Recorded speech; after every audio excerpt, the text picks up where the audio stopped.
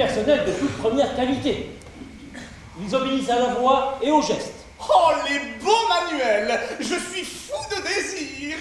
Le lot est à vendre. Y a-t-il preneur? Moi, Boucault, je suis amateur, grand collectionneur d'employés subordonnés. L'Atelier volant est la première pièce écrite par Valère Novarina en 1971.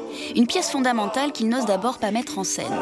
40 ans et une douzaine de mises en scène plus tard, le dramaturge se sent enfin armé pour s'attaquer à sa première création.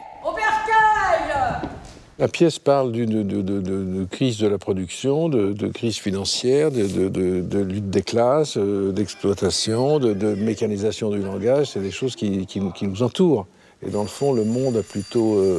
il est un peu différent, mais il a plutôt empiré. Donc c'est une pièce qui est très, très ancrée aussi dans cette époque, 1968. D'ailleurs, il y a des témoins de l'époque qui sont là, puisque sur la scène, il y a la mobilette avec laquelle je suis parti de la Sorbonne et allé à Billancourt en 68. Il y a la machine à écrire avec laquelle j'ai écrit l'Atelier volant. Enfin, il y a quelques petits fétiches, comme dans tous nos spectacles, qui s'ancrent à une époque particulièrement intense. Et quand tu nous déposes ici et là, alors que moi je voulais aller là et ici. Holding, planning, Et si je tombe à force? jumping, Et quand tu te remplis les poches?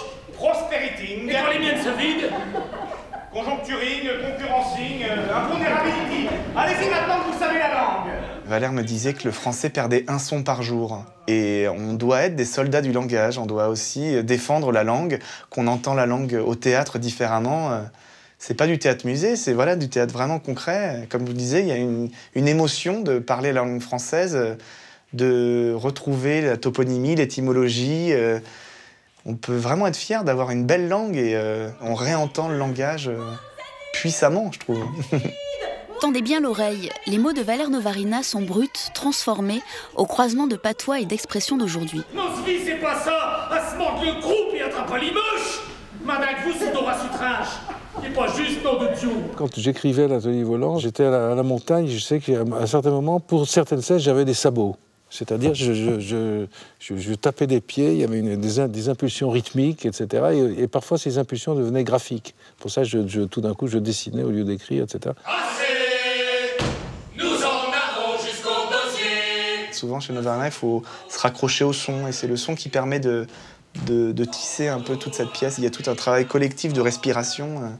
On quitte jamais le plateau. S'il y en a un qui se trompe sur une consonne ou qu'il y a un temps qui s'est décalé, et ben, toute la pièce va se décaler. Donc on est tous à l'écoute de comment le bateau va pas trop chavirer, quoi. Il faut faire très attention. Et le public navigue aussi, instinctif, au gré des mots nouveaux.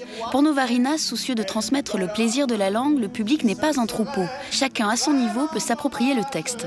C'est un monde joyeux, le monde des langues, et il faut, je sais pas, aussi retrouver le langage comme zone érogène. C'est une reconquête, une reconquête à refaire parce que le langage, quand même, se rétrécit. Si vous entendez le langage de la télévision, de la radio, les voyelles se perdent, il n'y a plus qu'une espèce de voyelle médiane qui remplace tout, il y a des respirations haletantes, etc.